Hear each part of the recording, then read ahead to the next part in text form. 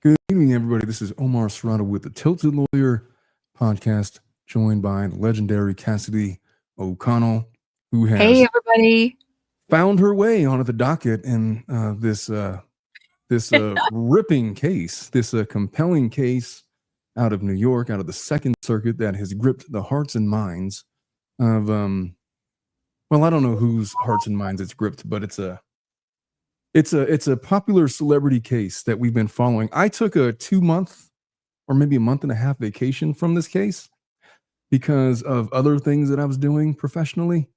And but now I'm back. And in the time that I was away, there was a whole second amended complaint that was filed that I didn't find out about until there was this motion to dismiss. It's like, oh, they amended their complaint.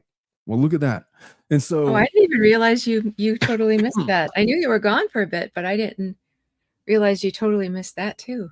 Yeah, no, when I say I was not following this case, I was not following it. I wasn't watching Lauren's streams. I would catch them, but I was just focused on other things. And so like the machinations of everything going on with this case, I've been totally out of the loop. But I'm back in. You kind of need a break from it. I took a couple week break this month. And it did me a world of good. By the way, I like to point out, I don't know what the name of this wine is, but it sat in my car one day and it was 100 degrees. Is it vinegar? No, it's not vinegar. I asked ChatGPT, hey, so did I just ruin like 12 bottles of wine? Because I accidentally had like a case of wine delivered to my office because I get like this subscription thing. Yeah. And I just left it there in my car. And ChatGPT is like, yeah, the wine's ruined. It's going to taste stewed. And I was like, what does that even mean, stewed? And I'm tasting it. And honestly, I can't tell the difference. I could not tell you. I could not tell you. It's not bad. I give my wife the other half. She has the other half. I just said, hey, just so you know, if this tastes weird, it's because ChatGPT said it was stewed. Stewed. I never heard of stewed for wine. Yeah. But I've had it like end up tasting like vinegar. Oh, I've done that when I try to open for my 40th, there was my mom had like a bottle of 1990 champagne or something that she kept like in her garage, like not properly stored at all. Right. Yeah, so when we cracked it open, there was no fizz, and yeah, it was vinegar. It was bad. Oh, really disgusting. I don't know if champagne was the best choice, but So anyway, here's my prediction for this case. The title seems to suggest that Blake Lively's complaint is in a lot of trouble. And it is, but it's not going to be a complete dismissal. Number one, they didn't even attack all of the 15 counts that are in the Second Amendment complaint. But it's going to get whittled down considerably. And most interesting to me was the extraterritorial arguments that they used in opposition to the 47.1 claims. They used those again in this motion to dismiss. Yeah, there was quite a bit that was word for word and a lot of the same case law. Yeah, and it applies because it's right. Look, if state statutes do not write in an extraterritorial sentence or leave some indication that this relief will be available for conduct that occurs outside of the state, then it doesn't exist. And the law is pretty clear on that. There are 0 cases to the contrary. So if Judge Lyman agrees with that, that kind of erases 47.1. My other thought when reading this is some of the FEHA related remedies that Lively could have asserted, specifically with it ends with us not exhausting administratively all of their ability to pursue administrative remedies or whatever. That one, they had like 300 days to remedy that. So they could have raised this like in a demurrer. They could have raised it in 12b6. And everybody's wondering, well, why didn't they do that? Well, maybe some of the reason is because they were waiting for these 300 days to expire, because then it's just statutory. And now all the FEHA related stuff related, well, I guess to at least it ends with us, is out automatically, and they don't have to really argue about it. And the effect of the effect of this motion for judgment on the pleadings it's basically the same thing. We're doing the same thing that we thought that Lively was trying to do months ago. We're just doing it after her ability to fix some of the things has expired. Which is brilliant. And that's what I thought. Brian Friedman made a statement way back in the motion to dismiss timeframe, and he said, I'm not filing a motion to dismiss because I'm not telling them how to fix their failing pleadings. And now we see what he was talking about. And had he done it then, it might not have been past the 300 days. I didn't count the days, but I thought it would have been 300 days, I guess, from I didn't December. do the math. I don't know. But yeah, I have not done the math. Also, yeah, it's really, really close then. And I will not do the math. I'm just going to assume that they're right when they say it's the 300 days is expired. Yeah. I think they outlined it in their motion, which we can go through. But just as, I wrote down, you made a whole chart, which is what I was going to do, but then I forgot to do that. We'll just share it. And then what I wanted to do with the last column is which ones you think Wayfarer can effectively blot out. And then at the end, I'll tell you this. I'll put up a new chart with the answers. For the too long didn't read version, I'll just tell you exactly what I think. Count 1 is going to stay in because it wasn't challenged. Yeah. All of the FEHA. Well, they said they want that day in court. They want to prove their innocence for that claim. Right. So I didn't think they would bring that one up. They didn't. They just count 2 is going to stay in. It's a Title VII claim for retaliation, but not as to it ends with us. That is out. Statutorily, that's gone. Now, what about the point that without the adverse employment action, you can't have retaliation? How will they overcome that? That's likely going to stay in. Because it's debatable. It's one of those claims that the statute says that it should be interpreted a certain way, but Lively has an argument that it might not be interpreted that way. And so therefore for the trier of fact, right? Okay. Yeah. So it's count 2. It's going to get dismissed as to it ends with us, but it's going to remain against everybody else. But she's going to have a tougher time pleading it against the other parties. And we can talk about that later. Counts 8 and 9 are going to stay in because they were not requested to be dismissed. Counts those are 8 and 9. Yeah, they didn't say anything about those. Yeah, because it's going to stay in. Nothing. Was there no argument they could have made for those? No, not really. Yeah, not really. It was I believe those were like the nudity rider stuff, wasn't it? It was the contractual stuff, like the contractual stuff. Yeah. Counts 8 and 9. The contracts, the nudity riders, those were those counts. So they probably just weren't ready to even bring that up yet. Right. The defamation claims related to counts 12 and 14 are likely going to stay in because she has arguments that she can make. The conspiracy count is likely going to stay in, and that's the one that you said was kind of over your that head. one I couldn't understand. There was just too many moving parts. Well, they were just like, so here was their argument. Basically, when whatever she alleges happened occurred, she was not an employee of anybody related to the Wayfarer parties. Mm-hmm. And so therefore they had no ability to commit conspiracy because she was completely uninvolved.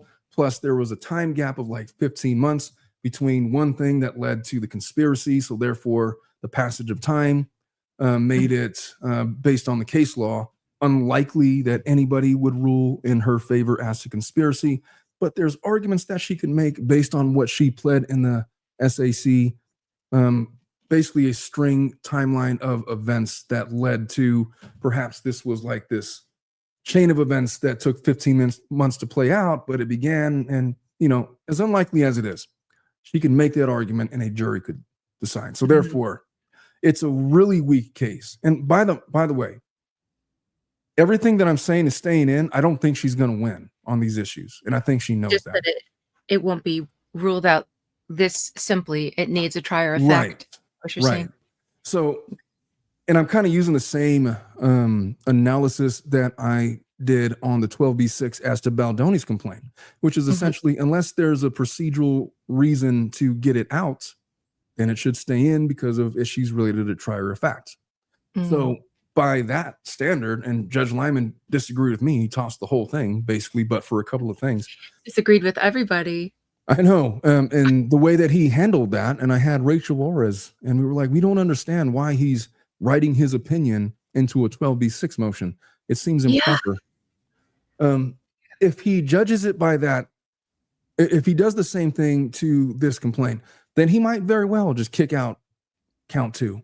He might kick out counts 12 and 14. He might kick out 12, 15.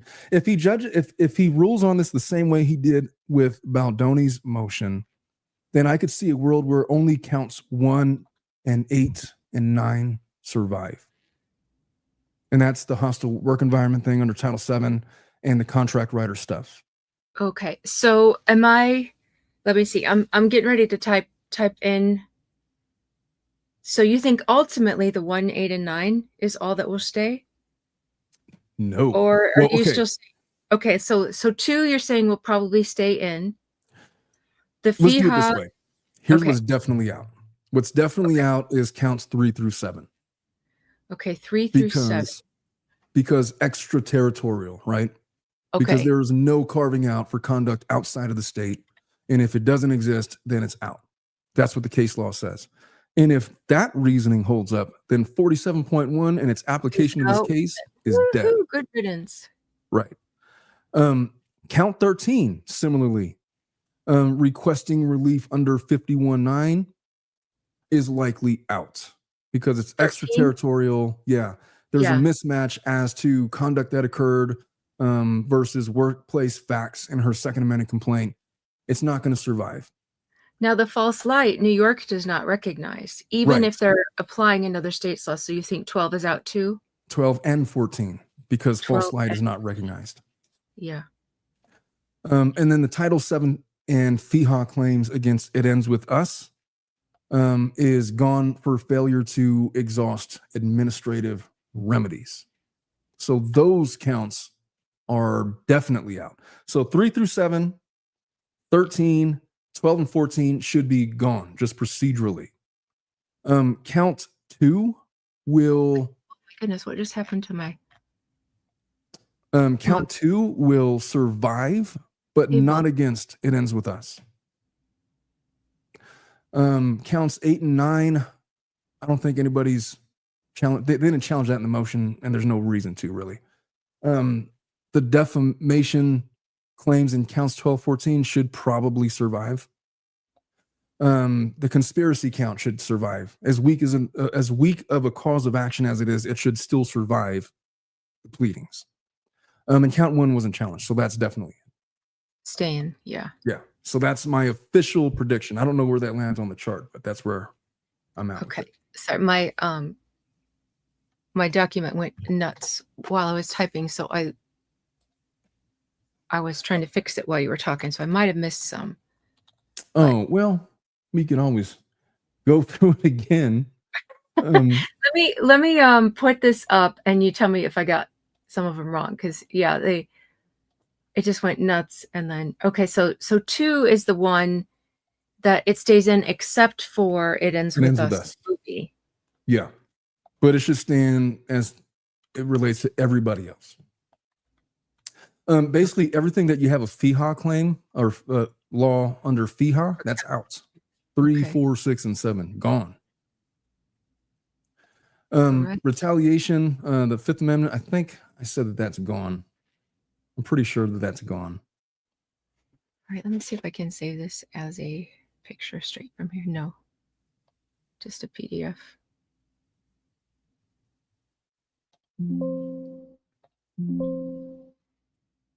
Oh, sorry. No, you're good. You're good. You can hear my computer going, no. Yeah.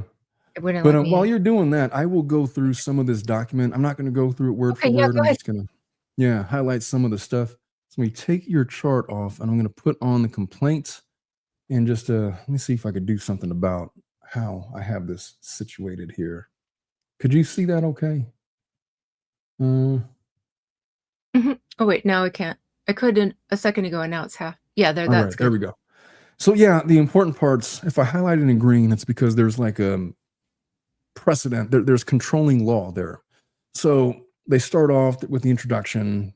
He fails to plead stuff, cognizable claims under FEHA, Title VII, whatever. This was a big one. FEHA does not have extraterritorial application, and thus plaintiffs' FEHA claims, third, fourth, sixth, seventh, or sixth and seventh causes of action should be dismissed with prejudice, and I agreed. Plaintiffs' claims for violation of other California statutes, including California Labor Code 1102 and 51.9, fail for the same reason. She fails to allege an adverse employment action, which is a requisite for retaliation claims. That's the one where that's true, but she can make arguments, and for those reasons, I decided they should, on this motion, remain. Like if she can make a viable argument, then you should leave it in. They say that Lively fails to plead a causal link between her complaints of harassment and the alleged smear campaign. And yeah, there's arguments to state that, but there's also arguments that she can make. Therefore, under the way that I would evaluate this, those causes of action should stay in. And be left to effect. Yeah. She did do a good job of finding multiple cases that were even not as far apart as Blake's, and they were not allowed. So in the end, I don't think it will stand, but I can see what you're saying about it requiring a trier effect. Yeah, it's just like, look, I'm innocent because aliens came down and controlled my movements. Like, if you could show a modicum of evidence to suggest that you can make an argument, then it should stay in. I mean, obviously that's ridiculous, but like, what if there was evidence to say that like the window was melted and there's nothing on earth that can melt glass, without making a racket? And, you can tell this compelling story that a jury could decide if you're full of shit or not. And it should stand. And if it's pled in the pleadings, then you should be able to make that argument is the point, Obviously that's a ridiculous example, but that's kind of the standard. Like, is there a counter argument to this? And there is. Even if you don't agree with it, there is. So how long does Blake have to make a counter argument to this? Well, she's going to write her opposition. There's not anything. I think she has 30 days. 30 days? Yeah, don't quote me on that. And then they get one more shot, and then then it goes to the judge. Is that correct? Is that how it goes? I mean, that's how it can go. It could also just be like, look, here's their motion. You got in your opposition. I'm going to make a ruling. Okay. But it can go that they get to go, she gets to respond, and then they get a response to the response. And then, if I was a judge, I'd just write your thing. You write the opposition. I don't need rebuttals. We could do that in an argument. Or I could just rule on the pleadings. If they don't have a good response to the statutory stuff, then that's just automatically out. And Judge Lyman has shown a willingness to get rid of stuff where the law makes him do that. And so and then it's less work for him later too to have to make rulings on those things. If he can just say, wants to, for sure, nobody wants to have a trial on 15 causes of action. That's ridiculous. And and then have to take in other states' laws and stuff. Yeah, he's probably thrilled. If he could get out of having a rule on 47.1, I feel like he's going to do it. I feel like he's going to say, extraterritorial. The hell with this. I'm not dealing with it. Exactly. So do you agree with what most people are saying, that he will not want to be the one to rule first impression on that law?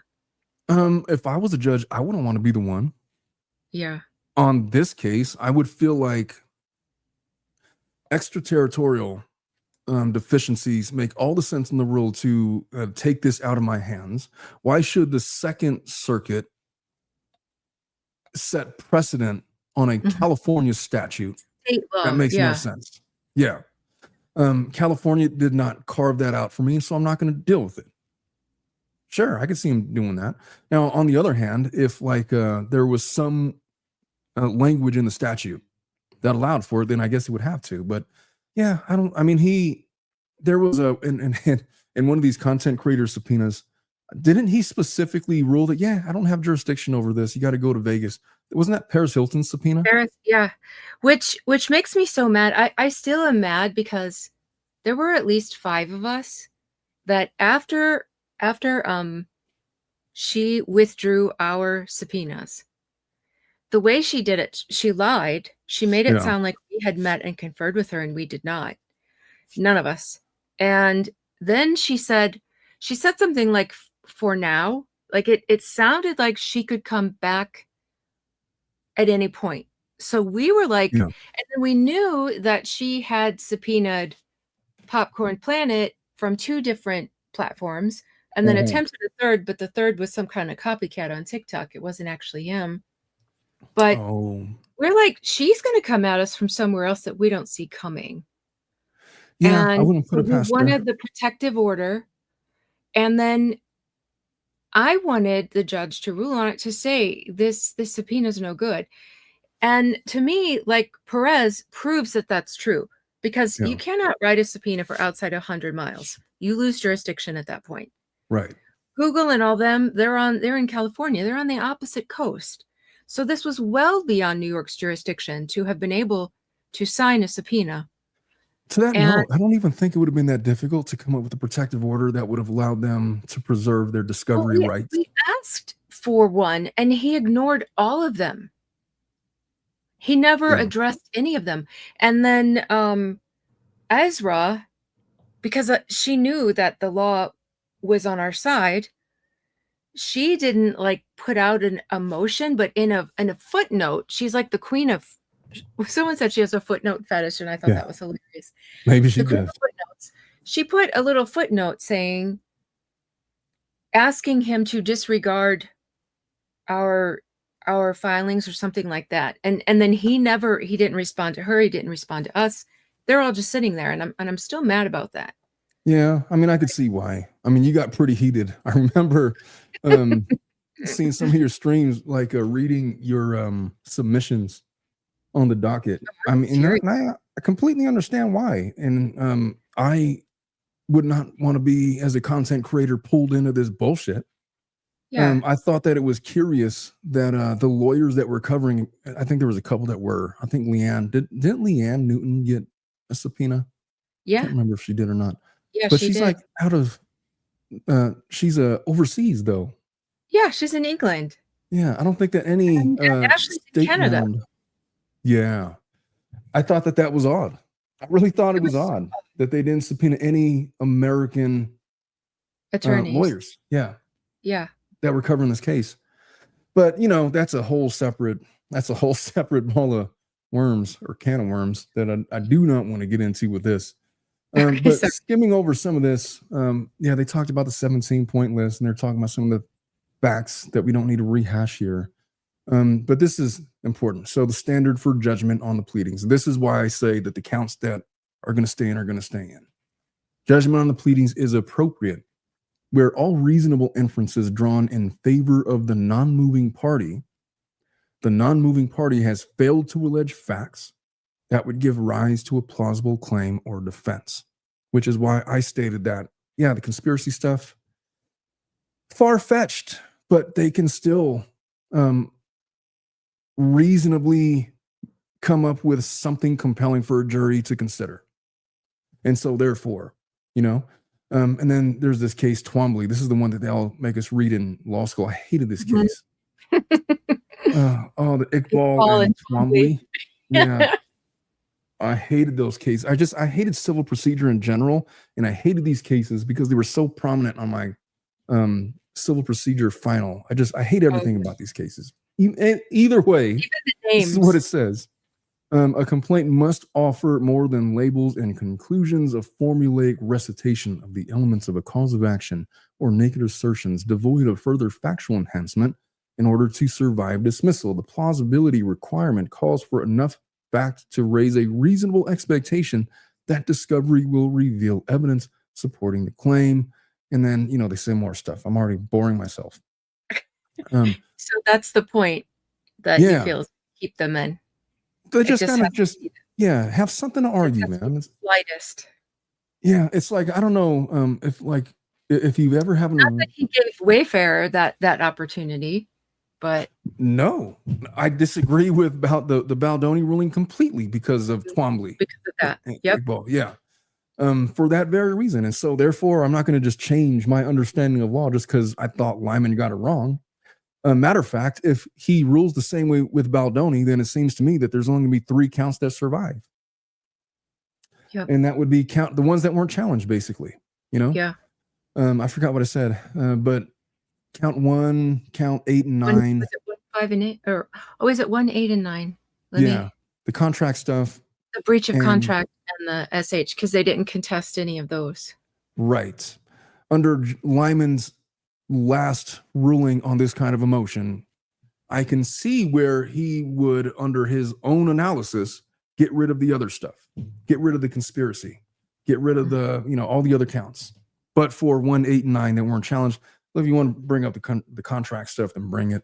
And nobody asked for dismissal of count 1 so that could stay in 2. That's what he did at Justin.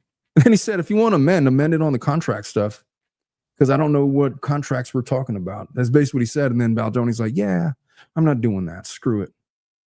And I feel like they probably had this discussion about 47.1 that they have this extraterritorial argument that they're going to make around this time. We're in September now.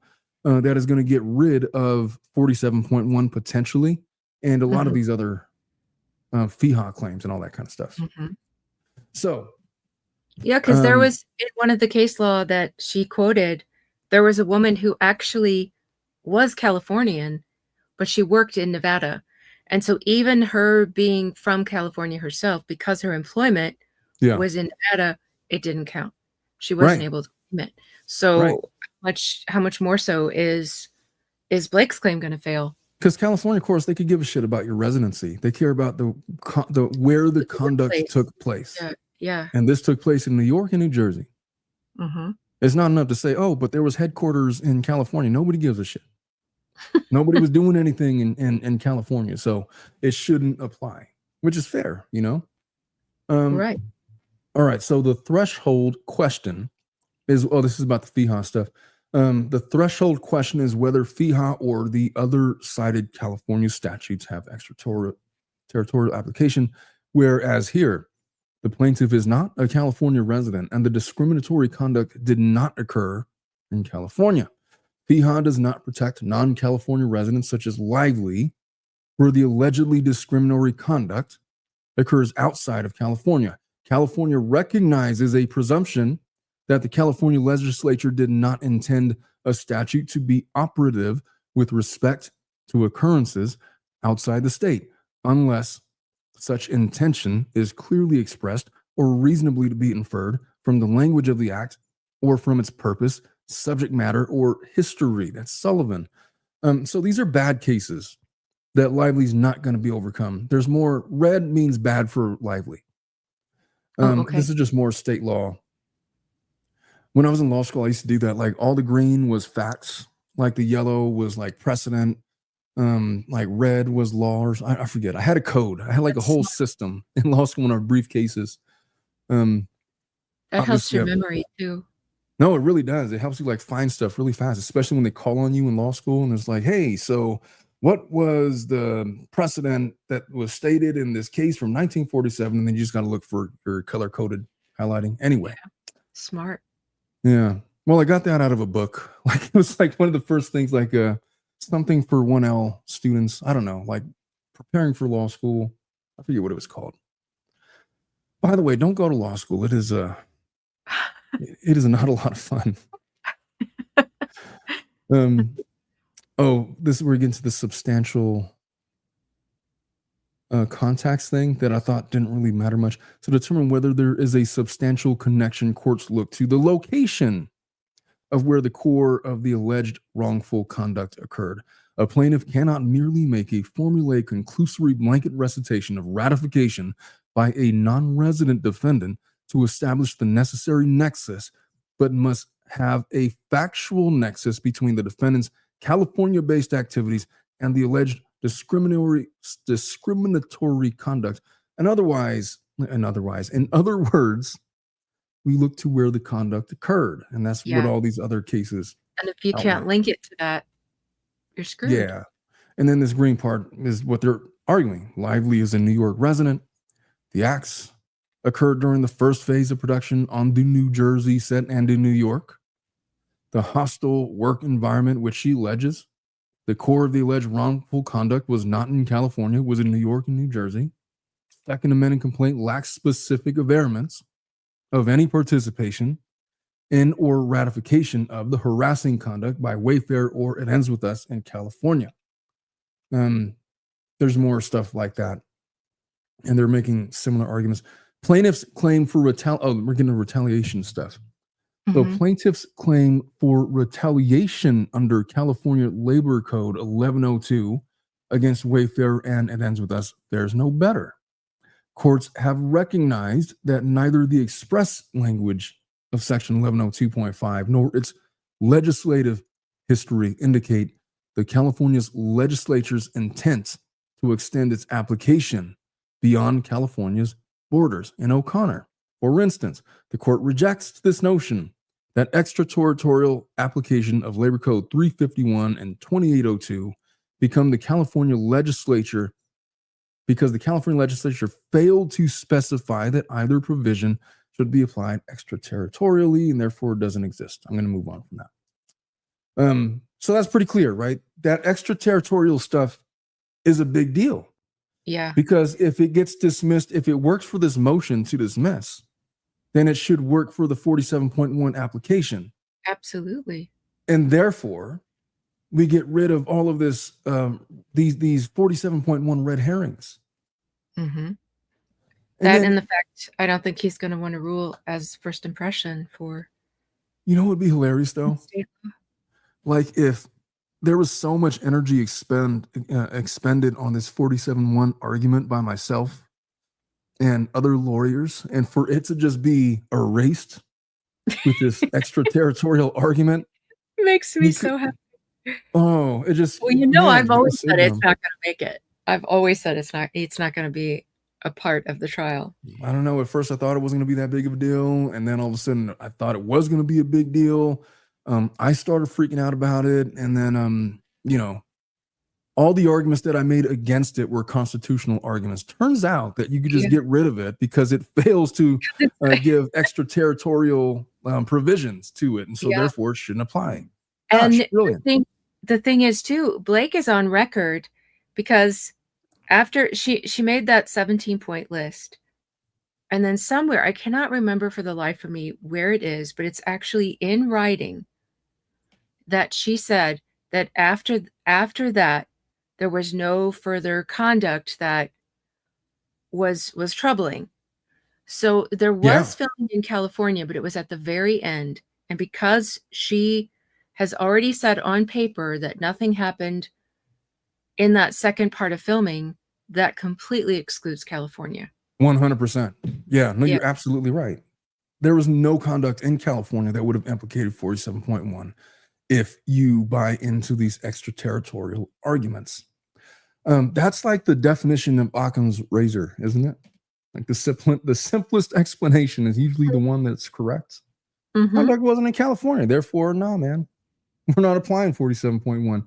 Gosh, why didn't I think of that? I know. Elizabeth Harden, thank you for becoming a YouTube member. I appreciate you. Just Ricardo, these two beautiful voices are making my night. Oh, we love you, Ricardo. He's always there, so supportive. Always. And Aquanetta, my favorite, says, thank you, Omar and Kassidy, for the breakdown of this case. Happy to see you, Omar. Been missing you.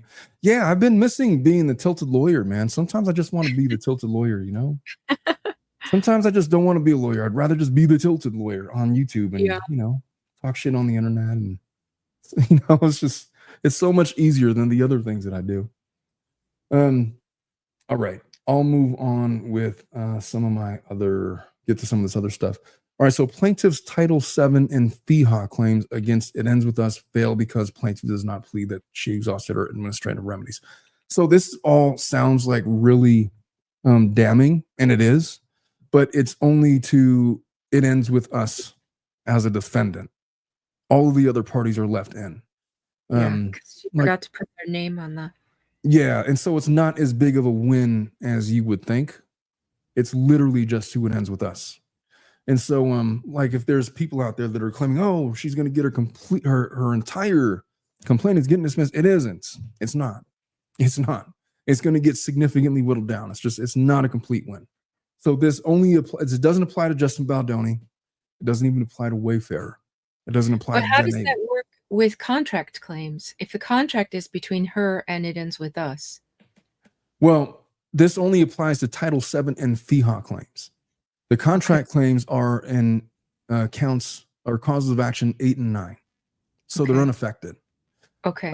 Title VII is specific relief. FEHA is specific relief. And it requires, not only is there extraterritorial applications, there is strict exhaustion of administrative remedy applications that must be applied, and failure to exhaust your administrative remedies means that you lose in civil court. Like, in other words, she files her CRD complaint and then gets a right to sue letter.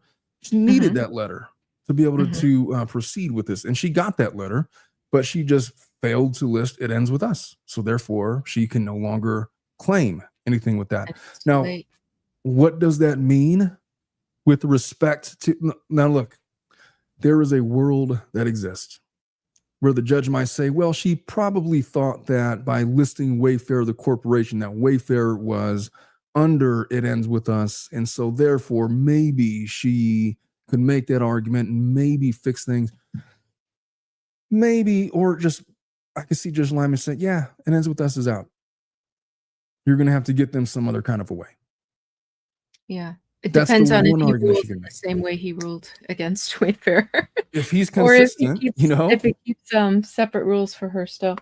Let me ask you this question, and it's what I've wondered about, and I've said what I think, and I've heard a couple of other attorneys since then say the same thing. Do you think her claims would have fared better if she had filed in California and kept it in California? No. No? Because she'd have the same issues. These same things, yeah. Now, if you're talking about a state case in California, there's jurisdictional issues with that. Oh, okay. None of the conduct occurred in California. It would have had to go federal either way, right? Yeah. She tries to file a federal claim. Like, we're in the same, we're playing by federal rules. The federal rules don't disappear because she files in the Ninth Circuit versus the Second Circuit. And so I think, especially with these California statutes, they look to the conduct and where it occurs. That's where they look. Just legislatively, so that's what they do. Even 47.1, you think that could have been killed that way too? Yeah, I think, well, I mean, not by virtue of, it wouldn't be automatic, but they're arguing that 47.1 should not be available for conduct that occurs outside of the state. That's not a motion to dismiss her complaint. It's a motion, well, it's an opposition to her ability to be able to avail herself of that statute. So there are two separate things, but the same principle applies to both. If extraterritorial arguments work in the motion to dismiss, then they should similarly work in their opposition to 47.1's application in this case. Okay. So it really wouldn't have mattered. No. And it's not as, I don't know what other lawyers are saying, but it's not as complicated as I'm making it sound. I feel like I'm making it sound more complicated than it is. It's really, really simple. California wants to know where it happened. They don't give a shit about who's a resident and where. Where did the conduct occur? And based off of that, Title VII claims, FEHA claims, get dismissed on extraterritorial grounds. Wait, I don't know if that makes sense or not. I feel like I'm... Wait, what's M. Russell? I can't... You're in control of the chat, so I can't like click and put anything up. Oh, let me get back to the chat. Lyman is presiding over Weinstein's latest case, and guess who funded his brother's movies? Yapar. Yeah. What was the comment? Which one? M. Russell, 1239.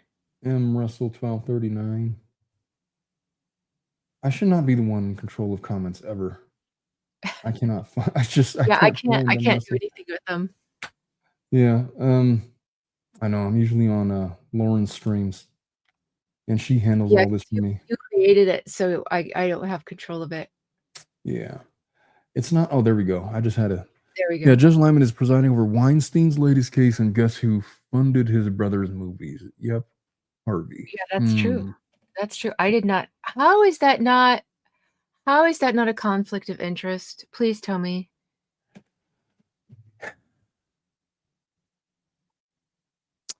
You'd have to Because make.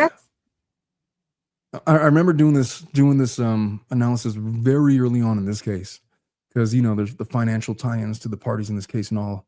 I think with Reynolds Company and all. You did a really extensive video about Lyman's tie-ins. About his stocks and Yeah, and because I think I there was remember already an article in, was it Wall Street Journal? It's been months now and so much has happened. My brain is just like swollen. I know. There was a write-up in, I think it was Wall Street Journal, that there were 13 times that he had not recused himself. Now, he became a judge. He was appointed in 2019. So I don't know if he relatively actually new started till 2020, but in 2021, he had already failed to recuse himself in 13 cases he was investigated for, and that was found back then. Right. I do remember that. Who knows how many it's been since then. But yeah, like this guy so I was calling him a Sony exec because that's what I saw, but he got hired now through Paramount, I guess a couple of months ago. I just found that out today. Somebody had left it in my comments that he's actually with Paramount, and I haven't been able to deep dive it, but Paramount is one of the ones that Lyman has stock in, and it was the one I thought was the most troubling because it's the one that Ryan has a straight up contract with. He, not just Ryan, but his production company, Maximum Effort, they have a first look contract that it's already been renewed once, and it's good till I think December 2026, where and he gets paid like over 10 million. It's an undisclosed amount, but he had a similar one with Tubi, or was it Fubo maybe, which is a much smaller company, and it was probably a whole lot less, but it was named the price. So I know Paramount must be huge, but everything he makes out of his production company, they get first look. And if they want it, they get it. And if they don't, then it passes to someone else. But they paid him a huge amount of money for this privilege. So if he does poorly and nobody wants his things, they're out of a lot of money because they've already paid it. So if he can't deliver, they've lost a huge chunk of money that could affect stock prices. And Lyman owns stock in that. And now this guy, this deposition fight was over this guy who's used to be for Sony and helped Blake with all this stuff, and now he's at Paramount. It's just so messy. I remember but this Weinstein sorry. I remember the law, because I remember I looked into it way back when you did that video, and basically the standard is you have to show that his financial interests are directly affected by the litigation somehow. And then I think that but wasn't there a degree that included brothers? Yeah, I remember. Yeah, and I think that it's in the actual code, but I can't remember. I'm gonna have to go look it all up again. I'll have to go back and look at what I said, because I had addressed your questions directly, and I think that it was I completely forget what I said. It was months ago. It's 6 or 7 months ago. There's so much new information in our brains about this case that the old stuff has slipped away. Yeah, but there's a world where, it is a conflict of interest and he might need to recuse himself. I don't know what's going on with the Weinstein case, but there was a reason why it wouldn't work in this case. I just don't remember what I said. I'd have to go back and look at it. I think there wasn't any one, it by itself stood alone enough of a connection, but I feel like when you put them all together, it's with his past conduct, it was come on, this ain't right. But I think at this point, nobody's going to want that to happen because it would just throw the case back to the beginning. It would be a disaster. For sure. But I can't believe he's taken on the Weinstein case. That's crazy. Kenny Vixen Music says, Omar was trying to bring up a chat and was saying that you always do it. I'm not as well. I'm better than I used to be. Talking to Lauren. Lauren's here. Yeah, Lauren does. Yeah, Lauren is. What's up, Lauren? How you doing, young lady? Um, She needs us to start shrieking. We're putting her to sleep. oh, we got to start using the word muley. That'll wake her right up. She loves that word. That mealy word. Yeah, you're talking about What's the eating other some word she muley loves? Oh, pears. lover. We say lover. Oh, You is got to that make the L and the R very hard. Yeah, she lover? She don't like that word. is that the one? I think that's the one she doesn't like. I've never heard her not looking liking that word. I know she doesn't like many words. I don't know if that's one of them. Is that one? Did I remember wrong, Lauren? Don't say mealy. Now I'm nauseous in bed. You know what? I put up I had Halloween a pear decorations earlier, but today. it wasn't mealy. It was crispy. Oh God, or a crispy milly cunt. Those are words that Lauren would love to string together. Lauren's not going to refuse, or she's not going to confirm or deny. I thought it was that word. It could be wrong. I could be wrong. Hoyo Creative Tennis says so Lyman denying in part and granting in part. Hey, that's his favorite. I think that's what he's gonna do. Oh, it's bigger over here. So Lyman denying it. Yeah, I think that's what he's gonna do for sure. I don't think it's that difficult of a prediction to make, honestly. I was saying that I put up Halloween decorations today, and they're like these huge 7-foot like animatronics, and they're right in front of my window. And I just looked outside and is like, is that a guy staring at me? Oh yeah.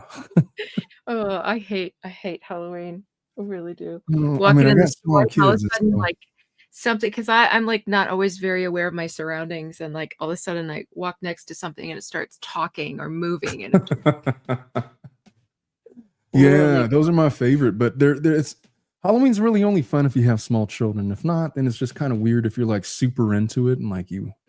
I mean, I don't know if it's weird or not. It's just I don't know, something about grown folks like dressing up as like scary characters, or I don't know, man. I should reserve judgment. I really should. Let me see if I get through the rest of this complaint. I had highlighted a shit ton of stuff. All right, so section 51.9 was intended to fill a gap in FEHA by extending harassment claims. Lauren, sorry, Krispy Kreme. Oh no, you're good. So she's saying she's going to bed and she's gonna dream of crispy things. So I said happy crispy dreams. Sorry, go ahead. Oh, I say Krispy Kremes. Is that a thing out in Florida? They got that, or is that a California thing? I don't know. I guess it doesn't matter. I think it's all over the states now. It used to be limited, but I think you can get it. You know what? They have it in China. They have it in Shanghai. Yep. When I lived there, it came to Shanghai, and boy, was I thrilled. China's like that is a bucket list destination for me. Oh yeah, Shanghai is amazing. I love it there. I was watching YouTube and they have like these shoebox hotel rooms that I thought were weird. Like you like literally it's like just I think that's Japan. Is that Japan? I think it's Japan. You know what? It is Japan. It totally is Japan. Never mind. It's not in China. It is in Japan. Which, by the way, I want to go to Japan too. Yeah, both of those places are on my bucket list. And the Great Wall. I've always wanted to visit that. I mean, all the touristy things, all the touristy things. Oh yeah. I've never been. I really want to go. Yeah. I'm going places in November. Korea, like a week ago, I think. Weren't you also just like in Ireland or something like that? Yeah. I travel a lot. I always have. How is the whiskey over there? In Ireland? Yeah. I don't get whiskey. I get Orchard Thieves cider. It is the absolute bomb. I'd imagine that's probably 1,000 years in the making. It is so yummy. Yeah. And then they have Guinness beer, but it's dark beer and it's strong. It tastes better than the Guinness here. That's what I heard. Yeah. I heard it's not as bitter. It's not as bitter, but it's still bitter for me. Sure. But yeah, the hard cider there is delicious. To me, I had some cider in New York. What is it, Angry Orchard or something like that? That was bitter, but theirs is just so sweet and so yummy, but it's a lot stronger than you realize. Oh, and you're just like sitting there drinking it, and then you get up and walk out, and you're like, "Uh-oh, I'm drunk." That happened to me. But I usually like have half a beer and fall asleep. So I'm not really a beer guy, man. I've never been a beer Yeah, guy. I don't. No, I'm not crazy about beer. I've always I been like like wine whiskey and and wine cider. is cool. Yeah. For sure. And drinks. All right. Nobody's really interested Sorry. in this stuff, I'm are they? About these sorry. I'm so distracting. no, I mean I'm getting distracted myself. But section, the FEHA, I feel like we've already addressed these things. Yeah, it gets to where it repeats the whole thing over again at the end. But they are that talking John about Candy this. reminds me later the John Candy thing I want to talk about. Oh, Switzerland is one of the most beautiful things I've ever seen. I drove through it from France to Italy, and it was one of the most beautiful things I've ever seen. I've heard good things about Switzerland. That's another bucket list place. Yeah, I just drove through. I do. didn't stop, and I was very sad about that. Mm. Let me write this down because I want to come back to this, but I've interrupted you enough, so I'm going to shut up. You're good. All right. So this was important. Civil Code 519 prohibits sexual harassment in professional relationships. Prohibits sexual harassment to business relationships outside of the workplace. Lively alleges harassment in the workplace. Therefore, 519 related claims should fail. That's a huge deal. Both FEHA and sections 519 cannot apply. They're talking more about administrative stuff that we've already addressed. And so I'll get to some of these other claims. The complaints fail to state retaliation claims under FEHA or Title VII. So the FEHA stuff doesn't matter. Title VII is still really important, though.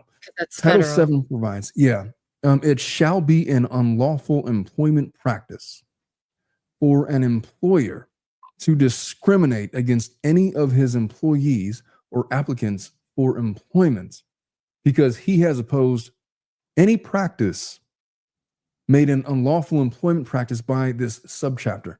To establish a prima facie case of retaliation under Title VII, a plaintiff must show that she engaged in a protected activity.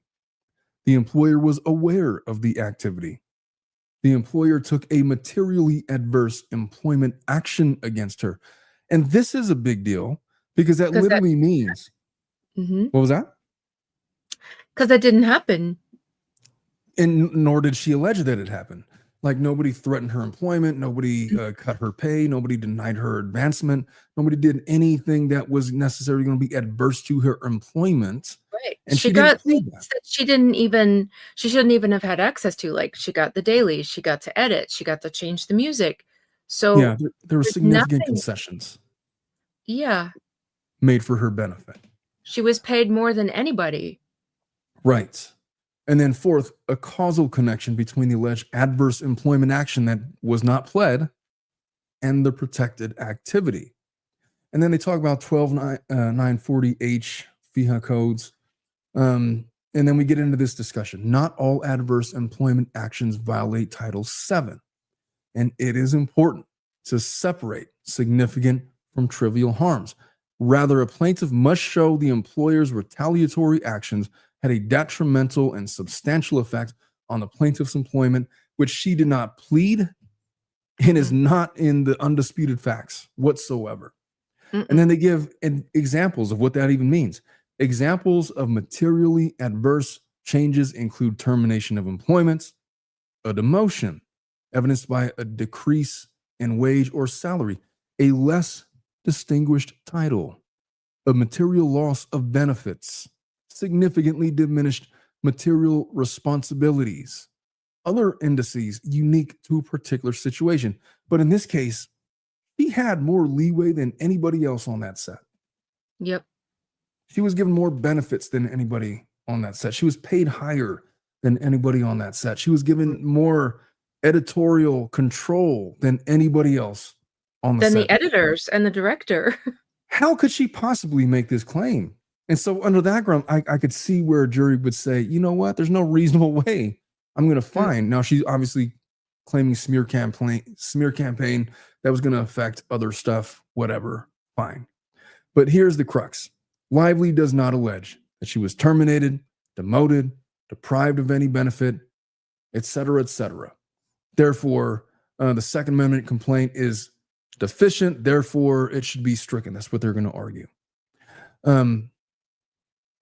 the Second Amendment complaint fails to plausibly plead a causal link between the protected activity and the alleged smear campaign. So here's what I think. So they're honestly, I don't think that they need to go this far, but they do. You're saying that, basically making the argument that she did not plead anything that could be actionable under Title VII, such as all of these things. But let's just pretend that she did. She's failed to plead a causal link between the protected activity and I guess what she's saying is going to be the alleged smear campaign. Yeah, it's The 15 law months. is right, but for causation does not require proof that retaliation was the only cause of the employer's action, but only that the adverse action would not have occurred in the absence of the retaliatory motive.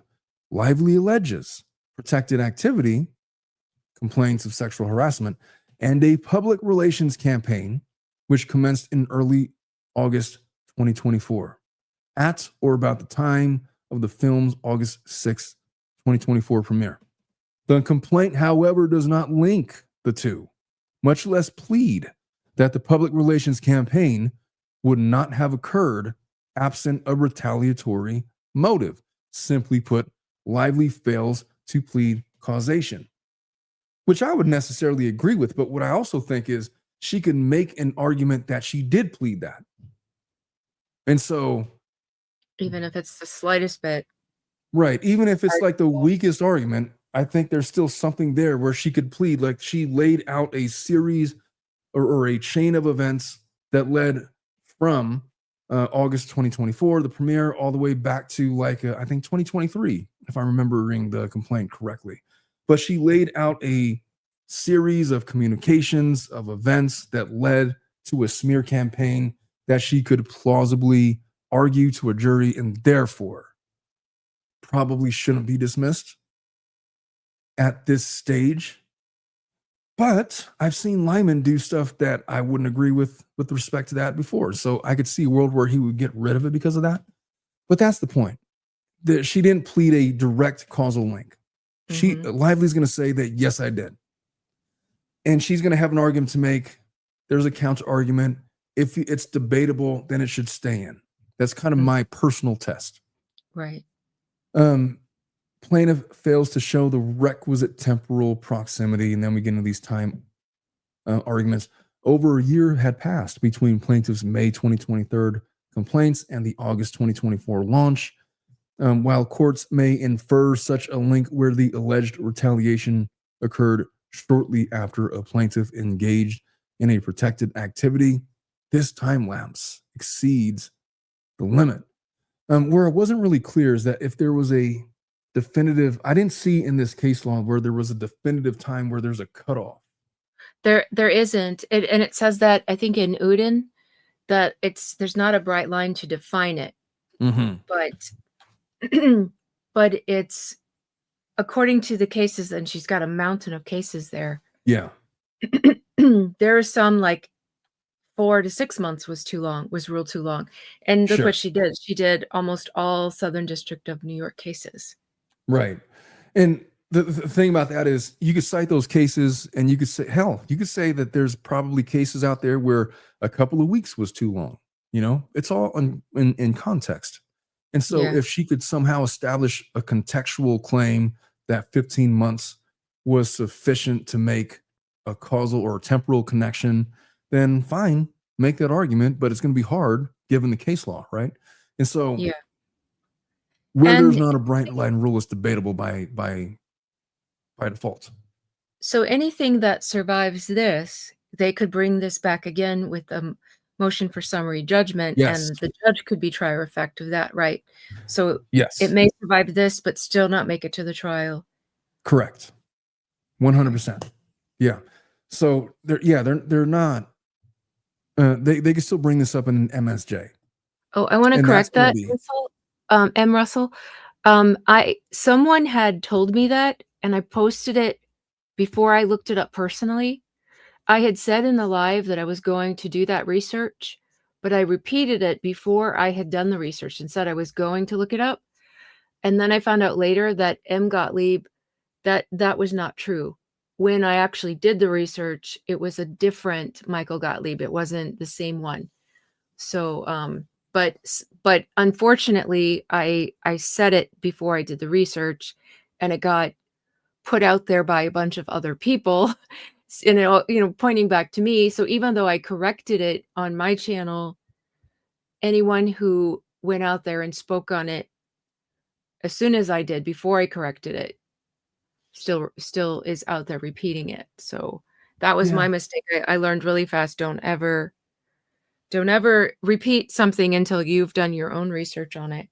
But yeah, it's a different Gottlieb. But in New York, from what I understand, Gottlieb is like Smith in other places. It's like a really super common name there.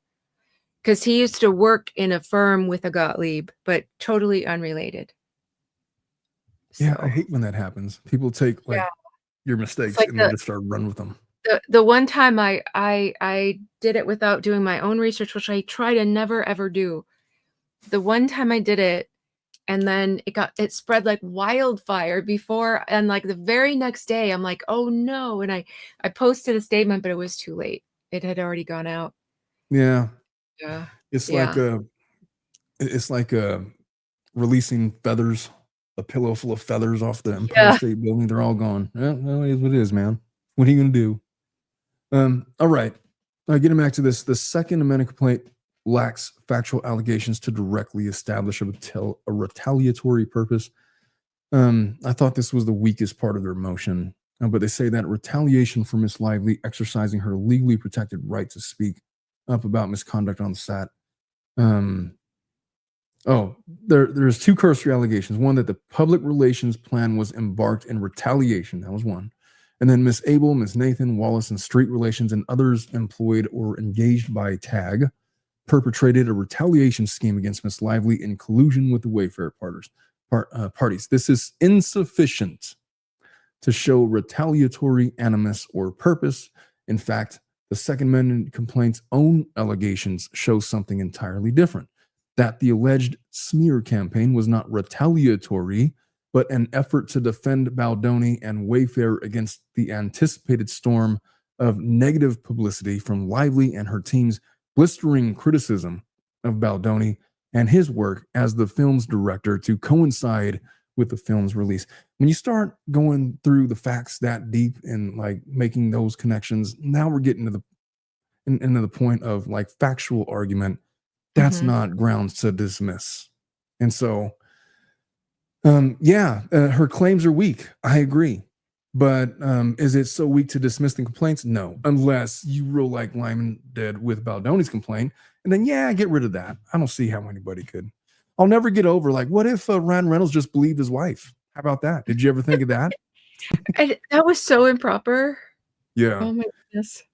If he's going to make a ruling on it based off of that logic, then get rid of all of this. Sure. But under the way that I understand the law, it should remain. And so there's more stuff. Yeah, I'm pretty much to the end of all of these things. We've kind of gone over all these. I don't want to bore everybody going through all of those legal points. But if you could pull up your chart again, we could go through those. I put the new one there. Do you see it? It's got a 2 after it. Is it that one? Yeah, it's got like colors and stuff. Yeah, I don't know if I got all these right because it stretched it into another row and then it went like split it in 2. It looked crazy, so I was trying to fix it.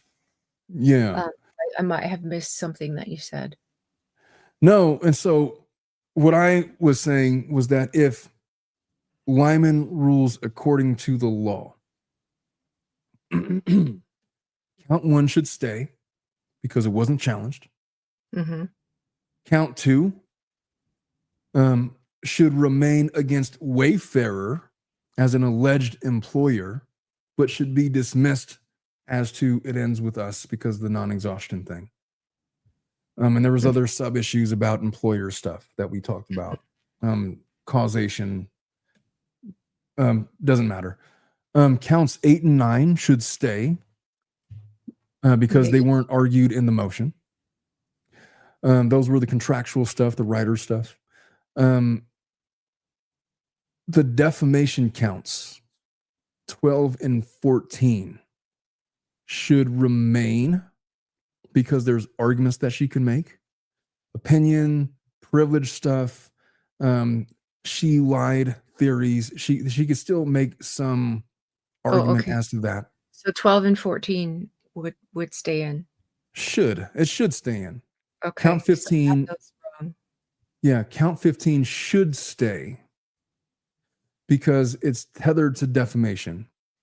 And it does involve outside co-conspirators that she can make some kind of an argument for, and therefore not be, no matter how weak it is. There's a claim that she can make, temporal nexus, all those things that we just talked about. She can still make those claims. What's definitely out, if we just follow the law, counts 3 through 7, 3, 4, 5, 6, and 7, gone because Occam's razor, extraterritorial, there's no provision that allows it to apply to California or to out-of-state conduct. I can't talk. Count 13, for the same reason, extraterritorial. I hate that word so much. Extraterritorial. Yeah, I always want to say judicial for some reason, because that's what you usually hear, extrajudicial. Right. 51.9. Also, it doesn't apply to the workplace facts. There's that. False light is not recognized in New York. Counts 12 and 14 should be out. Title 7 and FEHA claims, as it pertains to It Ends With Us, should be barred because of non-exhaustion of administrative remedies. They should be gone, dismissed. Everything else should stay in. Everything else being counts 1, 2, 8, 9, 12, and 14, and 15. If you rule how Judge Lyman ruled against Baldoni, I guess only count 1 and counts 8 and 9 should remain. Let's hope. Because he should insert his own personal logic that, that's kind of a bit much to rule that conspiracy applies. 15 months between facts. I don't have anything to suggest that conspiracy was even possible. Like, the timeline doesn't fit. She was no longer an employee. That doesn't make sense. Count 15 should be out. Counts 12 and 14 as it relates to defamation, I don't really get it. That should be gone too. Counts 8 and 9, sure. If you want to proceed with that, contract provisions, whatever, fine, keep it. The retaliation stuff, I don't really see that there's facts that are sufficient to suggest retaliation. There's a lot of he said, she said, whatever bullshit, but I don't get it. Count 2 should be out. If he rules the way that he did with Baldoni, then 1, 8, and 9 should be the only things that remain. I'll even give him count 2. Give him count 2 then. Whatever. You think she retaliated or there was a retaliation? Fine. Keep it. 1, 2, 8, and 9. Those could stay. Everything else is out. So I'm giving you 2 separate predictions. One is strictly based off of law. Counts 1, 2, 8, 9, 12, 14, and 15 are in. All of the California employment law related claims are out, 3 through 7. Count 13 should be out. Counts 12 and 14, New York doesn't recognize, out. Title 7 and FEHA claims against It Ends With Us are out. That's it. So those are 2 branches that I've offered. Depending on what mood he's in. Depending on how he wants to apply the facts, if he I rules guess. like he did for Wayfarer, and the other one, if he rules. If he's consistent, then he's going to trim this down considerably. And if he trims down all of those, then I could see this settling pretty quickly. If the only things that remain is, like, for example, counts 1, 8, and 9, why would she want to go through with that? Yeah. Furthermore, because the most important thing to her is the retaliation. Like, that's all she cares about. All of it. For sure. For sure. I could see her going forward on counts 2. I don't know, but if it's only counts 1, 8, and 9, why would she want to continue? Settle this thing. If she's no longer entitled to damages under 47.1, why would she want to continue? And just keep Like if paying more. 47.1 is dismissed on extraterritorial grounds, for what? What's in it for her? No good is going to come of this. Settle this thing and be done with it. Because I think they thought they were going to get so much money back that it was going to cover this lawsuit. I mean, it was fair to, but if they don't, yeah. if they don't get 47.1, that means they're footing this entire bill. I guess it was fair to try it. I mean, they were trying to take advantage of a statute that was really, really super protective of conduct that occurs in California. Sure. They found a way to try to make it apply. Good for them. It turns out that this whole argument that we were making, and like we're spinning our wheels for months about 47.1, that Occam's razor, hey, there's no extraterritorial provision, it's not going to work anyway. Well, shit. If that was the whole thing, I mean, we could have just said that way back like in January and never thought of it again. I tried. It makes me feel so stupid. I tried to. I mean, to be fair, I really try to dismiss it myself. Like, who cares about 47? It doesn't look like. Now, granted, I didn't say because of extraterritorial provisions. I just didn't think it was going to be that big of a deal. But when Ask Two lawyers were like afraid of it, like it really caused me to do like a double and triple take on 47.1, and then it got me freaked out about it. Yeah, I think they're the ones that hyped it up in the whole community and got everybody freaked out. And it got where I couldn't even stand to listen to them anymore because that's all they ever talked about. Yeah, I mean, it is a draconian provision for sure. It is. But if we're defeating it under extraterritorial reasons, then well, shit. I mean, that was like the easiest thing we could have just, man. Mm-hmm. But I guess the Wayfarer, I guess Friedman had something up his sleeve that nobody had thought of. I didn't think of it. I mean, I'm obviously I didn't write this motion. But gosh, that's the simplest way to defeat it, isn't it? It's so funny. People were laughing and they're like, oh, he wasn't aware of this law. Oh, he didn't know about this law when he chose California law. And I was he's like, he's from California. He is not that dumb. To be fair, I'm from California and I did not think about that rule. I mean, I'm not paid to think about it either. So there's that. But it's so funny. Yeah, Friedman doesn't know what he's doing. He's in all over his head. He didn't consider 47. So yeah, I knew about 47.1 and extraterritorial, bitch. How about that? Did you consider that? He's like, I just not saying anything till the time runs out. But he did say, look, I'm not going to file a motion to get them to correct their deficiencies. They don't know what they're doing. He said that. And he did say that. He meant it. He was not fooling. That's why like a lot of people have gotten so critical of them. And I'm like, these are really good attorneys. They are not this dumb. Just they're not out there like spilling their guts all over, letting everybody know what their strategy is and fighting over every little thing. There's a reason they're not in there fighting for stuff all the time like Blake's team is. They are very secure in whatever they've got in their bag. I'll tell you that much. So I'm not criticizing them. I think they've got all the ammunition they need. And I think they're not the slightest bit concerned about anything. Yeah. I mean, they've had a game plan. I mean, they were confident enough to not give a shit about Baldoni's cross complaint. Mm-hmm. That had me shook. I'll tell you what. Won't even file. They're like, that's okay. Yeah. I mean, the dismissal of the cross complaint had me shook for like a good week until I just started reconsidering, And then I thought, well, you know what? If they're not doing anything about it, there's a reason, because they're not lazy, stupid lawyers. They know what they're doing. They were going to find, they had their arguments that they knew they had statutory arguments that they could rely upon. Statutory arguments are the strongest, you know? It means that you have to follow them. There's no discretion in that. And when you have those arguments, and it makes all the sense in the world, why didn't they file a 12B6? Why didn't they do this?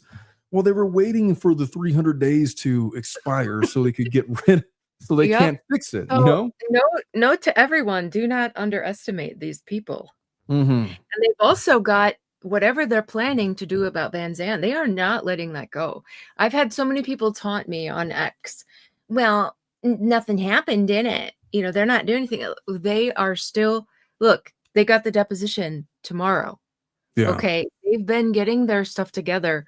We have no idea what they've got planned, but they might want to do something that's completely out of Lyman's court for that.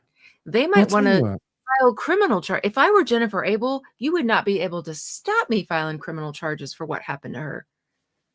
There was there was something that I had said a couple of months ago, a few months ago. There's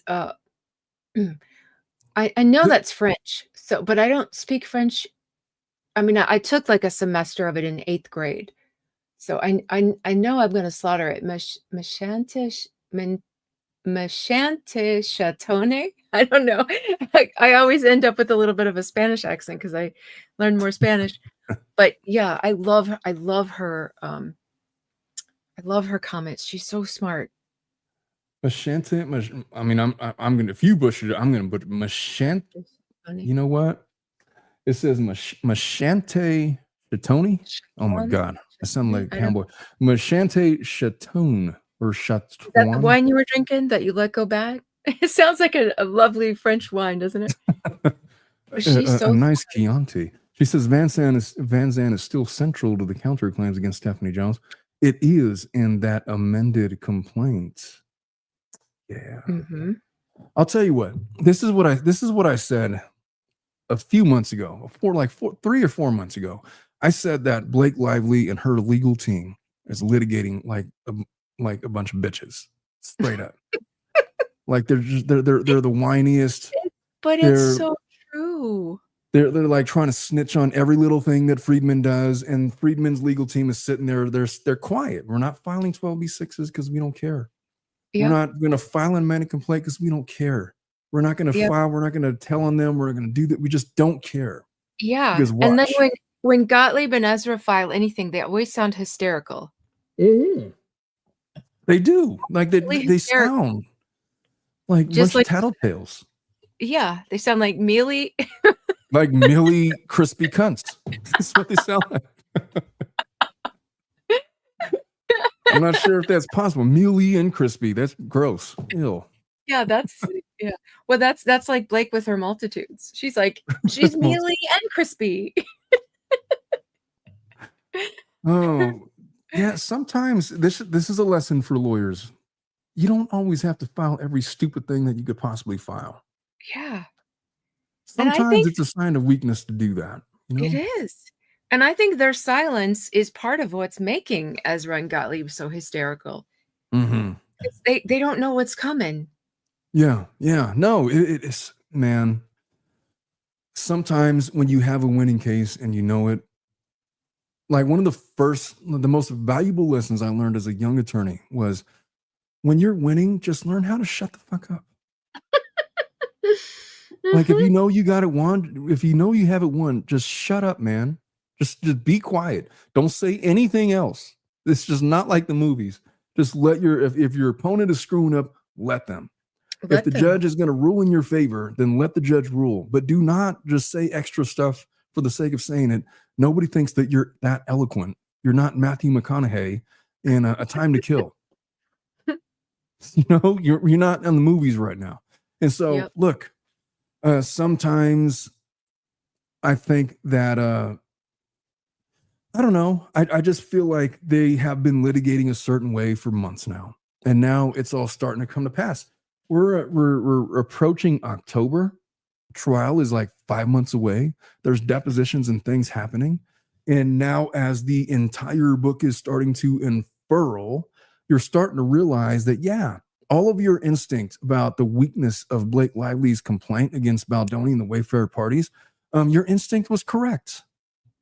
And next time, be more trusting of your instincts as opposed to worrying about all of these ancillary rulings that Judge Lyman is making because of the Lively's legal team filing all of these stupid red herring type motions that are getting granted and talking yourself into the fact that you think they're winning because they're winning these motions that don't matter. Yeah, that's a good point. Because I do get so worked up of the unfairness that it looks, and the way it looks. Because to me, what bothers me the most is that after each of these things happen, then the mainstream media puts a story out there, and then the people who don't come to social media and hear all of this, they just hear those little bits of things. Yeah. And they think, do you know someone in my family I was talking to, because I don't talk about my YouTube stuff around people that I know. And my parents know, but like not even my Yeah. sisters do this. But there people like thought that this case was over. Remember when they did the victory lap over Yep. I the remember. motion to be dismissed? My family thought the case was over on that day and that Blake won, because that's how Yeah. badly misrepresented it is in mainstream media, and none of them are really into social media. So yeah, Right. that's what people think. They thought, oh, I thought that was over a long time ago. So that's what bothers me. Like when I get mad, that's why I get so mad, because that's what gets released in People Magazine and Us Weekly, and then people hear that and run with it. And to me, that's a potential to tainting a jury pool. So that's one of the reasons I get worked up. And I just hate to see injustice and unfairness too. It just makes me furious. I didn't view But it that. I mean, I know she was doing her victory lap, but of course she would, because she had been getting a lot of shit about it. You know, her speech at that whatever that award was that she was like Woman of the Year or something, and then she was like the one trying that to, Ryan bought, the Times 100.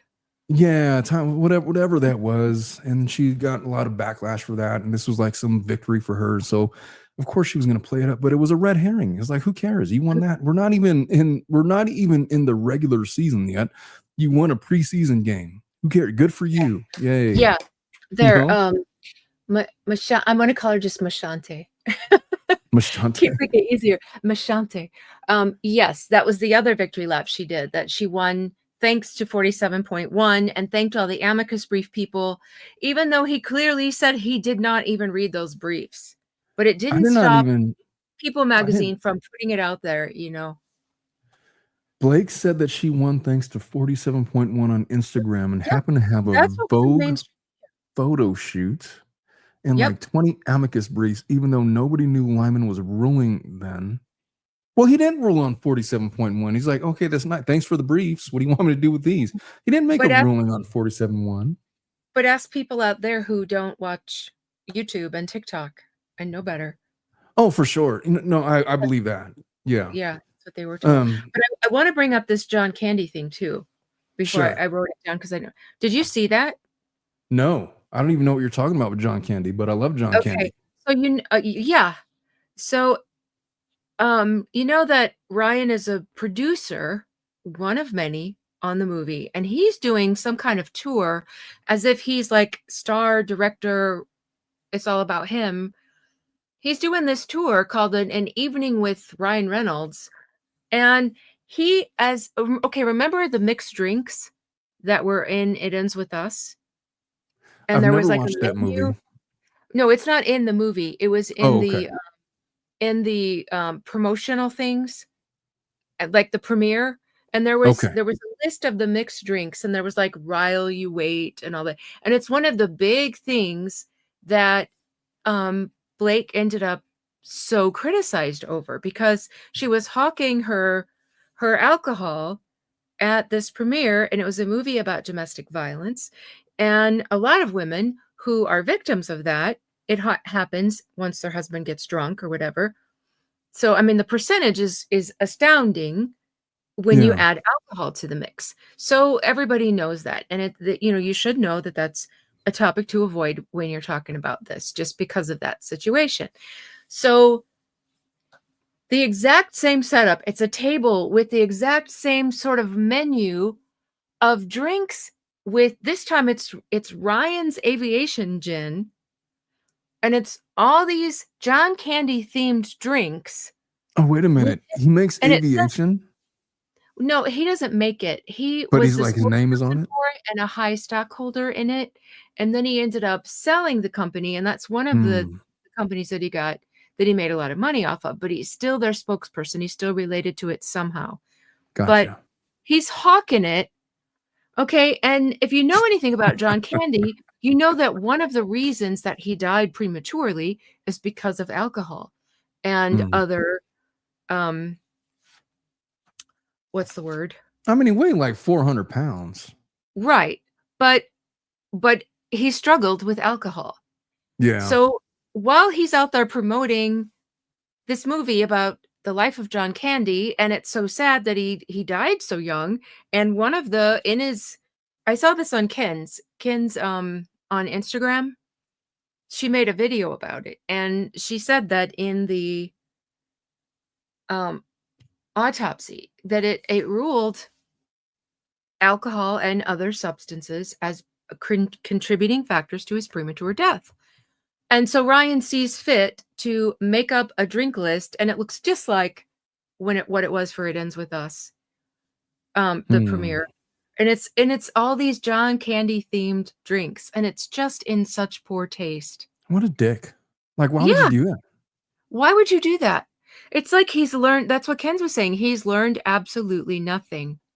I've determined, look, I didn't know anything about Ryan Reynolds before any of this. And I still I've never met the guy, but he's a piece of shit. Yeah. Like he's just not a likable human being. No. The more you find out, and what's interesting is that when you go back, see, I lived outside of the States for over a decade. And I've never been one to like be into the celebrity culture. Yeah, me neither. So I never saw like all these little video clips of them, on late night shows or promoting things. I never saw those before, but these people have been telling on themselves all along. Ryan, worst of all, like he'll say these things about himself that are absolutely horrible. And everybody's like, oh, his self-deprecating humor. No, he's been telling you the truth the entire time, but you weren't listening. Yeah. Because now that they're all being played, it's like he's absolutely not even trying to hide who he is. Yeah. This is a big shitty piece of shit. A mealy piece. A mealy, crispy, big shitty piece of shit. By the way, John Candy, I put John Candy like in the same categories like Robin Williams. Yeah. He's like influential, magical actors that just have a charisma that takes over the movie, Yes. That just made you laugh. Yeah. Like, what's your favorite John Candy movie? What would you say is your favorite role that he played? I haven't seen him in decades, and I was really, really young. Yeah. So to be honest, I probably couldn't tell you. I would need to. Well, there was like Uncle Buck. There was Uncle Buck. There was Spaceballs. If you haven't watched Spaceballs, just watch it. Just watch it. Spaceballs. But I think Uncle Buck is one that I've seen. You must have seen that. Yeah, that's been on TV like for, I don't know, that's like the go-to. It's always on TV somewhere, Uncle Buck. Now I need to go watch a bunch. I know. And then there's a Planes, Trains, I know what I liked him in. Splash, the mermaid movie. Of course, that's the one that I never saw because it's about mermaids. Well, I watched a movie called Splash. Yeah. Cool Runnings is a good one. Yeah, Rescuers Down. I never saw Rescuers. But Spaceballs. Yes. And Cool Runnings. Yes. Okay. Now you're naming stuff I know. But I never saw Spaceballs. I don't even know what that is. It's a spoof. It was made in 1987. It's a spoof on Star Wars. And he plays like, I guess, the character that you would imagine Chewbacca being. He was like a dog in the movie. It's stupid. It's completely stupid. It's a Mel Brooks film. But I love stupid stuff. Yeah, but it'll make you laugh, and it's not for everybody. It's definitely dated. It's very 80s. It's very 80s, but it's hilarious. You got to watch it. Planes, Trains, and Automobiles is probably his best acting performance, like throughout his entire career. He did a rom-com once. I forgot what it was called. But anyway, yeah, planes, trains, and automobiles. I feel like I need to go and see where I can find all these and on freaking Amazon Prime or like Netflix. I'm sure has some. Yeah, I've got all the streaming Spaceballs. Yeah, Spaceballs. Let me write it down. definitely Spaceballs. I show my kids Spaceballs. They don't care. Spaceballs. I made my wife watch Spaceballs, and she wasn't down. She was not. Yeah, some movies are more for guys. Yeah, she also didn't like planes, trains, and automobiles. I mean, she was born in '85, but that should. Oh, so she's not gonna dig. I mean, I was born in '80s. We're not. She's not that younger than me. She just doesn't like the older films. She doesn't appreciate older cinema. What can I say? I'm just saying. I just watched an older movie, and I was like, man, this is cheesy. It was I loved the second half of it, but the first half was really hard to get through. Because Robert Redford died, so I was watching Robert Redford movies. Oh, and the cast it was Michelle Pfeiffer and him. Oh my goodness, I cried so hard at the end. It just completely took me by surprise. They were journalists, and they end up getting married. But the beginning is like so cringe. I almost didn't get personal. Through it. Yes, that's it. I've never watched it. Okay, if you can struggle through the first half, the second half is really good. You know, Robert Redford. It's got that old style, and it's kind of cringe. I'm not gonna lie. Like 70s style. No, I think 96 romance. It was a rom-com or drama. Oh God, this is not a movie for me. It is not. So that's like Spaceballs for your wife. Exactly. So again, maybe I'll make her watch this one, and it'll be more palatable. It's funny because I have my sign in on Netflix, my sign in on Hulu, my sign in on Prime, and no, not Prime. And then my husband's there, and they couldn't be more different. Like if I turn it on and it's on his, I can't get out of it fast enough. And I'm sure he feels the same. Oh my gosh, Out of Africa. Yes. Robert Redford and Meryl Streep. That's when I fell in love with the two of them. The first movie. I don't watch these movies. I'm exactly like you. I can't watch my wife's channel. I was like, you know what? No. Get back on mine right away. What is this shit? It's all about animals and like romance and stuff. And Redondo Beach says, I love that Blake made Ken's with the subpoena. What's Ken's? Made Ken's. Oh, she made Ken's. Ken's was just a tiny little I subscribed to her already on Instagram, but she was just this tiny little Instagram account. And I think was she the one? She only had one sub on YouTube. She didn't really do much on there. And when she got subpoenaed, she like got 1,000 subs on the first day. She really did. She made her famous. But she's got that little blue, like teal, sequined, glittery spatula that she talks into like a microphone. And it's bedazzled spatula. It's so cute. I think I heard about her just being like one of the smaller content creators. Yeah, she was tiny, and now she's got a really good following. I'm so glad because she's hilarious. Good for her. Good for her. Ariana, the rom-com that's. Let me write these down. Delirious is the rom-com. Is that the John Candy rom-com? Somebody said there was one. Is that the John Candy? I'll tell you if it is right now. Delirious. John Candy. He was like wait a minute. Who was like the love interest? And he had like this racist mom. That's what I remember. And they had like a date on at Old Comiskey. 1991. Yeah, that's probably it. It might not be, but it is. Stripes? It might be. I think I saw Stripes. Does that have Bill Murray in it too? Yes. Stripes is it has Bill Murray. Yeah, I've seen that one too. Oh, I gotta like make another YouTube channel where I talk about movies. It's way more Yeah. fun than talking about this shit. You know? I'm making a kids YouTube. Really? Yeah.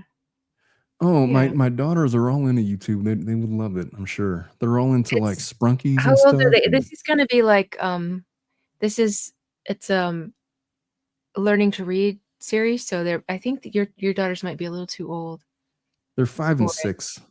Oh, okay. The five Yeah. it might be okay. But it might be just a little bit beneath them because it's like learning the alphabet and stuff. Yeah, I used to be a director of international preschool. I Did you designed really?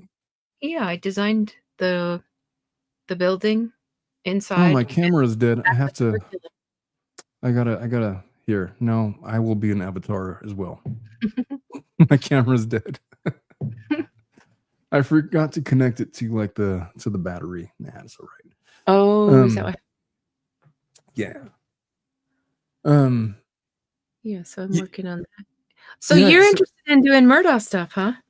yeah, we got to do a Murdaugh thing. I had no idea that the appeal was going on, but Yeah, they're in the middle of the appeal right now. So he filed the appeal and then it was hilarious. They were so stomping mad because it got they got so many extensions on it that it was like a year in the process before the state responded. oh So the boy. state responded and then they've already responded to the state's response. So I'm a little bit behind. But yeah, it's in the middle of the appeals right now. I'll Did you say keep up because with the whole thing? no, I covered it on YouTube. It was like one of the Did first things I you? did on YouTube. Yeah, That yeah. yeah, that was it wasn't the first thing I did. I used my YouTube for something else before, and then I deleted all that though. Now I just have from the Murdaugh. Yeah, I got obsessed with that. And then I did a deep dive into the family, like the Mm-hmm. history. I Yeah. went all the way back as far as I could find in their ancestry. And I got old newspapers and like told the story of them all. And Well, yeah, we it should was definitely do something about the appeal, for sure. Because I heard that you had covered the Murdaugh case. Mhm. It was like, yeah, that would be perfect. But I had no idea that the appeal thing was going on. I've just been so out Oh of the yeah. loop with all that stuff. But I was definitely, I mean, that judge was like the best judge, you The know? best judge ever. I I know. worship that man. Do you know, I went to some of the I didn't go to the actual murder trial, but I went to some of the hearings and I did Oh, some did you tours. really? I did. And I got to Wow. rise for Judge Newman right before he retired. It's like Wow, the it's a one shame of he's the coolest retired, right? things. Yeah, he does mediation now. He moved to Atlanta and he does mediation for what's that Good called? for him. Yeah. But that is the most honest, righteous judge I've ever laid eyes on in my entire life. And he's Man, it's hard so to find fault with him, patient. you know? Yeah, because normally they get that God complex and they're just grouchy and Yeah. they know it all. And this man is like Dick Harpootlian is so appropriately named. The way he spoke to that judge on occasion, you know, Oh, I and miss that guy, sort of. Not really, but you know what I mean. oh, I can't stand. Oh, he's got a book coming out. He's got a I book bet coming he out. does. Of And course he did. Of you know what? course I'm he has so a book. mean. I cannot stand that man. I've seen him in person twice. And Yeah. he's not much taller than me. He's a really small guy. But He seems like the casting couch type of guy, you know what I mean? Like the kind of guy that would take oh, advantage of his position. absolutely. You know what I mean? That guy is pure, slimy, grimy. You know there are a million skeletons in that mess. You can feel the ick when you're in the same Yeah. room with Oh, I know the type. I and definitely know yeah, the type. just he was oh, nope. I'm not gonna say too much.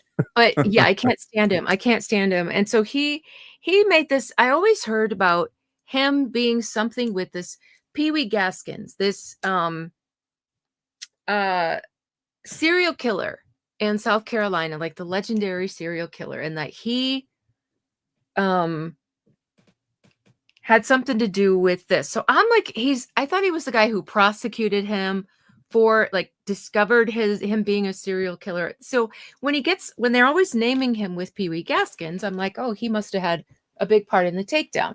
Here's what he did. Pee Wee Gaskins was already in prison. Okay. And somehow he gets C4 smuggled into the prison, and he blows up, and he kills a guy on death row in prison. And that's what Dick prosecuted him for. I'm like, how hard was that? How hard was that? The guy C4? was, yeah, like, how do you get that? Yeah, C4. So I'm like, how hard was that to track down? The guy was already in prison. And Yeah. how hard is it to trace who got C4? And now he's, so he didn't do anything, like, they're always tying this guy's name like he did something amazing. That wasn't hard at all. And then he prosecutes the guy. I'm like, that's like fishing in a barrel and bragging about the big fish you caught. I'll This tell you guy what, was and in prison already. And so Yeah. he's out there bragging about his book, and I couldn't help it. I saw it on X, and I'm like, what the big mystery would be is just to discover how somebody got C4 to him in a prison. Yeah. He never responded. Because You I'm know like, what? nobody needs to read your book because you didn't do anything amazing. All right, but how about find out how the C4 got in the prison? Whenever prosecutors like brag about their record, about like all these amazing victories they've had in court, it's just like the stupidest, it's like the slimiest thing you brag about. It is so slimy. And I'm telling you, like, being in his presence, you literally feel the slime. Yeah, I'm I believe really it. good at judging character somehow, It especially oozes off of him, it oozes, and it's worse like in person. I was within like 4 feet of the man, and I felt like I needed a shower. It was so gross. I believe that, but I'll tell you what, there was one time where I did feel some kind of sympathy towards the man. It was when Murdoch took the stand, and he did, the whole thing when he was like testifying, and he shouldn't had no business testifying, and he wanted to because whatever. It's like, gosh, man, what is Harpoolian thing? There's no way that guy wanted him to testify. They probably had like the biggest argument They over begged it. him. Yeah, he stood up and said, "It hurts my feelings that he's testifying." Oh, thank you, John Dallas. He brought the book that because I narrated the Audible version of a book written by one of the jurors from the trial. Oh, really? Yeah, I did. So you're like a legit Audible voiceover.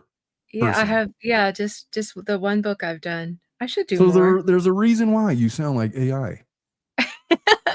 I used to get accused. I used to cry about it. I did. I used to cry. Really?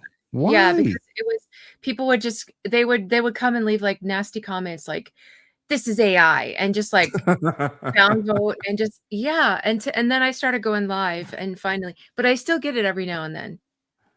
Nah, I think everybody knows. Well, I mean, not everybody, but I think most people understand that you're not AI at this point.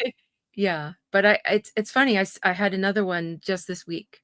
It's been a while. Really? Yeah. Yeah. I've never been accused of AI. It's probably because my voice is weird. But if I got accused of being AI, I think I would take it as a compliment. I think I would. I don't know. Yeah, well, people weren't being nice about it. They're like, oh, yeah. They were like, "Oh, it's a crap channel. It's just AI generated nonsense," It is not AI generated. It specifically is not. Ariana Boykins with the 5 says only the lonely. That was the one with Ali Sheedy. That's the one I was thinking about. It was not Delirious. It was Only the Lonely. Okay, only John Candy rom-com. That I might have. The only thing I didn't like about that is like John Candy with Ali Sheedy doesn't make any sense. No. It didn't make sense back then. I think that was like 91, 92 or so. She was on You're talking about Ali Sheedy in her prime. Like she was just coming off of like Breakfast Club or whatever. She still looked like that, Oh. And but yeah, he had this mom who was like great in the movie. She like played like this Italian racist. She is not from Sicily. She does not have pure Italian blood, and so therefore, not good it was enough. one of those.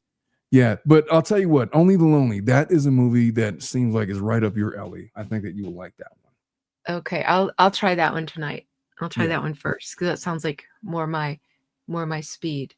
Definitely more your speed than Spaceballs. I'll tell you that. Although Spaceballs is hilarious. But I'll Yeah, tell you voice what, tone. folks. Irma, voice tone has a lot to do with breathing. It really does. And it took me a long time because I get nervous. Plus, I have allergies, which causes like an asthma sort of. So sometimes you can hear my breathing is like kind of gaspy when I'm having Yeah. that issue. Sometimes I'll do a puff before I, one of those, what are those called? Inhaler. I'll do an inhaler before I record so that it doesn't do that. So like right now I'm okay. So my breaths aren't so deep, but sometimes they sound kind of crazy because the constricted airways with allergies. But yeah, if you don't want to go into like that one thing I can't stand, vocal fry. Oh my goodness. Oh I God, can't vocal fry. stand Yeah. that. Oh my gosh. But yeah, it's all about keeping enough breath in your lungs. You know what I So learned? The one thing that I learned about that was that your voice will sound much more powerful and project a lot more if you speak from your stomach. Like if the source Mhm. of sound comes from your guts, as opposed to like higher up in like your Your throat. Like nose. your voice will project more and it will sound stronger and more clear, and it'll just be more pleasant on the ear. That's the only Mhm. thing that's ever stuck with me, and it's worked for me Mhm. for whatever that's worth. Your Yeah. diaphragm, exactly, Yeah. Irma. Yeah. Yeah, I used to go higher to counteract it, but that doesn't do it, and then it strains your throat. So I learned to go, like, deeper, but I had to listen to a bunch of YouTube videos and work on it. All So right, folks, I really got to go now. It's been an all hour right, and thank 46 you. minutes. Oh my goodness. I mean, for Well, the it was last good to 30 have you minutes, back. we have not been talking about the Lively case, which has sort of been refreshing, but I'm sure I'm going to get Yeah. negative comments about it. I'm certain. Yeah, I'll every now and then I'll get a, "Why is it so long? I Why can't know. you How do come you were shorter talking videos?" about I'm all like, this stupid stuff? "Why It's like, watch it whatever. in segments then. If it's too long, watch it in segments. Sorry." Yeah. I We mean, need I to didn't, catch up somewhere. It's been a long time. it is a live show. I know. I haven't been on the case for a couple of months now. I Mhm. think the last time I was live on Lively was when I was with you. We were live together. Yeah. And then I only had like 30 minutes, and so we had to like rush through it. Oh, yeah, that was really fast. So Yeah. if you need the appeal documents from the Murdoch case, let me know and I'll email them to you. Yeah, send them to me, and then we'll figure something out like this week, Yeah, and if you're not we'll break familiar them with down. the South Carolina, everything, they're amazing. Everything is free Oh, on good. their docket. Like some states are not like that, but theirs is really good. Oh, So, I'm aware. I'm aware but if that a lot of states are not free for yeah, sure. so if you need the appeals the appeal briefs, I can send them to you. Yeah, just send them to me, and then we'll do something about the Okay. Murdoch appeal this week. All right. So thanks everyone. Sorry I can't control the chat, but thank you for all of your very, very nice super chats and all your wonderful, beautiful comments. And thank you to all the mods out there. And have a great night. You know what? I got to make more mods. I don't have enough mods. Like I should make some more. On that note, I think that Yeah, I think Christina that is it's. amazing. She's Oh always yeah, here I for can me. see it. She is your mod. Yeah. I think she mods for quite a few people. You got a And I'm lot of so people in awful. here. Like I never tell anybody when I'm going. I always forget. Like some I'm the people have a same way. strict schedule. They go live every Monday at 7 or Yeah. I always wanted to be that person, but I'm not that person. Well, not yet anyway. Maybe someday. Maybe someday you'll become. Oh yeah. Don't F with Justice is she would probably be a great mod. I should mod Oh, her. is she in here? I don't Yeah. see her in my She's so smart too. let's see. She's I'm got gonna some mod somebody. Who should I mod? You know what? I'm not gonna make any hasty decisions. But I'll tell you what. I'll tell you what. yeah. I'm gonna add some more mods on my next stream. How about that? If you Yeah. want a mod for me, just hit me up an email, and then we will see. Yeah. Then he'll interview you 3 interviews and Yeah, I'm then just gonna you gotta know pass that the you're like a Warren real test. person. Yeah, the Warren test. The Lauren, Bond. you gotta pass the Lauren test, and don't The be Lauren mealy. test. Don't be no, mealy or crispy. or moist. All right, folks. That's all I got for All you right. today. All right. I hope you all have a wonderful Monday. We will see you all next time. All right. Bye-bye. Good night. Thanks.